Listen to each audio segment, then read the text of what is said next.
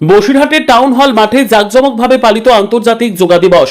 মহকুমা শাসকের উদ্যোগে প্রশাসনিক কর্তাদের অংশগ্রহণ, যোগার উপকারিতা নিয়ে সচেতনতা বৃদ্ধি। বিশ্বজুড়ে পালিত আন্তর্জাতিক যোগা দিবস উপলক্ষে বসিরহাট শহরের প্রাণকেন্দ্র টাউন হল মাঠে আয়োজিত হলো এক বিশেষ যোগা কর্মসূচি।